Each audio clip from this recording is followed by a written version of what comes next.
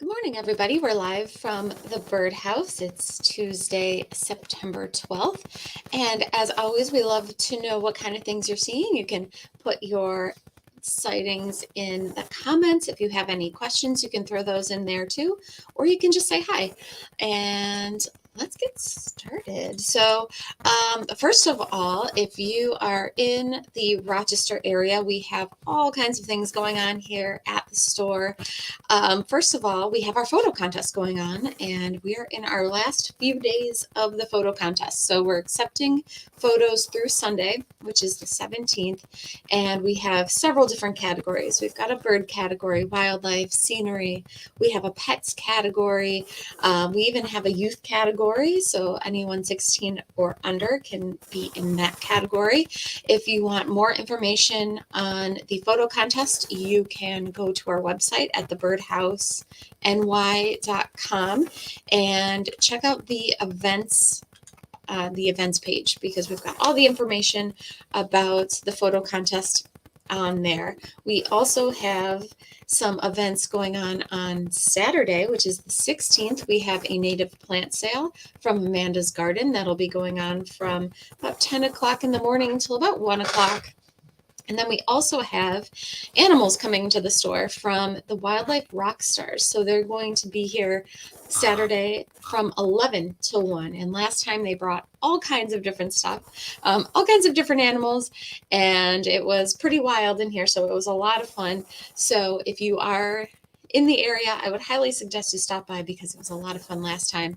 They had an eagle owl, which is in the picture here, which was a big hit, and they had all kinds of different animals too. So we're not totally sure what they're going to bring, because they're not sure either, depending on the day. I guess certain animals can kind of act up here and there, but they're going to be here Saturday from 11 till 1. So we've got the photo contest going on. We've got the Wildlife Rock Stars will be here Saturday, and we also have the native plant sale going on. So they'll have all kinds of animals here on Saturday. So definitely stop on in if you are nearby.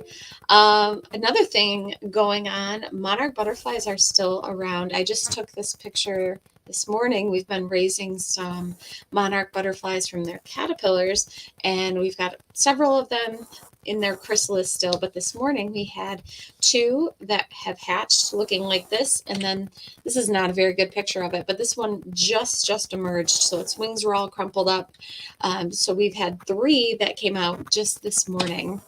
And this is a better picture of what they look like once they do emerge. So when they first come out of their chrysalis, their wings are all crumpled up, and then they'll start to pump their abdomen. They'll pump the blood from their abdomen into the veins of their wings, and then they will kind of hang there for a few hours. Their wings will dry, and then they will be ready to be out into the world.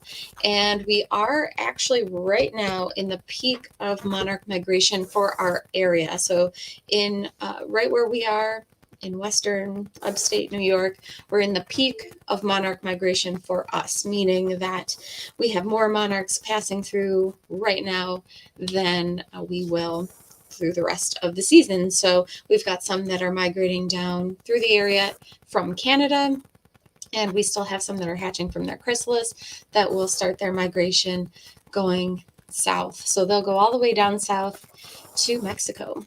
And right now is a time where you can see some kind of behavior like this sometimes, where the monarchs will all roost together in the evenings. They'll form groups, and so you might see a group like this on a branch, and they'll hang out there for the evening just to kind of stay together. And then as the morning comes, they'll just keep going on their migration. But they do roost together sometimes. So if you're lucky enough, you might see a group of them all together on a tree branch. So keep an eye out for that if you are in the upstate New York area. If you're further down south, you have yet to get to your peak monarch migration. So in order to find where your the peak monarch, when I guess I should say the peak monarch migration for your area is, the best site to go to is called Monarch Watch. It's monarchwatch.org. There's all kinds of information on there about monarchs, their migration, and it's a really great site to check out if you're interested in monarch butterflies. But right now, as far as birds go, people are still getting quite a few hummingbirds and will continue to see hummingbirds through the month and even into October. Usually, people will still see hummingbirds, and they are drinking a lot of nectar. They're probably coming to your flowers. They'll also eat insects, small insects like fruit flies. They'll eat spiders. So keep an eye out in your garden for hummingbirds. They're definitely still around, and they are fueling up for their migration down south. So they are making their way down south as well. So lots of hummingbirds around. Orioles are hit or miss. Some people are still getting them. Some people haven't seen them in weeks. So they're going down south as well for the season. It is that time of the year. So if you still have Orioles, that is great. But for the most part, they are on their way back down south for the winter. Yesterday, we had one of our birding cruises. We've had 4 of them so far. We've got 1 more to go. They are all sold out. But we had a really great evening for the birding cruise on the Erie Canal. And some of the birds we saw there were osprey. That was probably the best sighting that we saw, which was really exciting. And they are migrating through. They also go south for the winter. So they are making their way also down south, but there are still some around here. Keep an eye out for them around water because they do eat exclusively fish. So you can look for them by any kind of large body of water. So we did see an osprey. We also got a really quick glimpse of this guy. This is called a merlin. It's a little falcon. It's about the same size if you're familiar with a kestrel. Same size as a kestrel. So it's a small falcon. They are commonly found in cities too. So if you're in the city, you might just happen upon the merlins. They kind of like to be more around water as well. But we caught a very quick glimpse of a merlin. And there are egrets around too. We didn't see any on the cruise yesterday on the canal. But if you're by any kind of river or pond, keep an eye out for great egrets because they are also migrating through on their way down south for the winter. We did catch a glimpse of a green heron, which was really exciting. They're quite small, but we did see a green heron. This is another bird that you can still find here in the area, but they'll also be going a little bit further south for the winter. And we did see several great blue herons. And for the most part, they go south too, but every once in a while you hear of one here in the wintertime, especially if there is an open body of water where they can catch some fish. So great blue heron was seen yesterday as well on the cruise. And we did get to see a kingfisher, which is really fun. This is the belted kingfisher. And we did get to see the belted kingfisher again, another bird that'll be here for another month or so. And then they go a little bit further south where they can find more open water for the winter. Some things to look for as far as migration goes. Snow goose will be flying through the area soon.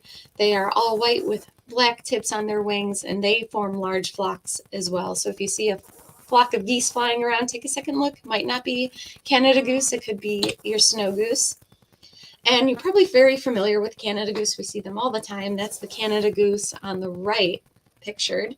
But also we have what are called cackling goose, which fly through the area, especially right now is the time where we'll start to hear some reports of them. They look like the Canada goose, but in general, what separates them is their smaller size. Can be kind of deceiving though, depending on the animal, but their heads are a lot smaller and their bills are also a lot smaller. So on the left hand side there of the picture, that's a cackling goose. So you can see how much smaller, has a much smaller, rounder head, much smaller bill. So if you see something that almost looks like a mini Canada goose, it could very well be a cackling goose. So keep your eyes out for them as well because they do pass through the area.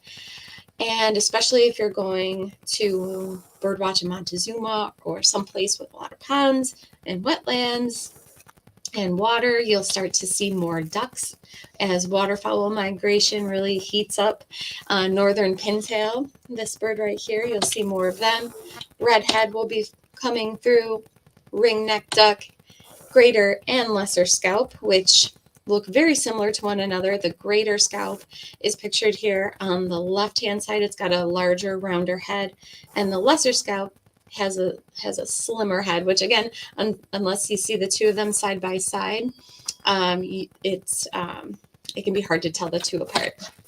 And then white-winged scoter, another bird that'll flow through the area, but also we'll have them here all winter long. So some things to look for in your backyard: rose-breasted grosbeak. So we've been getting more reports of them coming to feeders.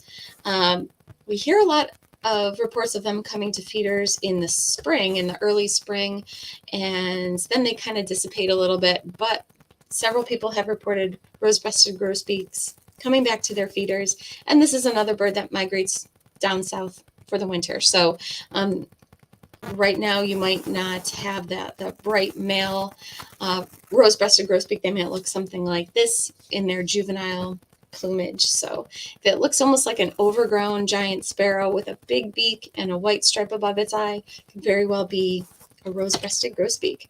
Hermit thrush will start to flow through a little bit more too, and they're almost the same size as a robin. They're in the same family, so they kind of have that same body type, but then they're very brown. They've got some speckles on their breast, and they have kind of this reddish colored tail. So that's a hermit thrush.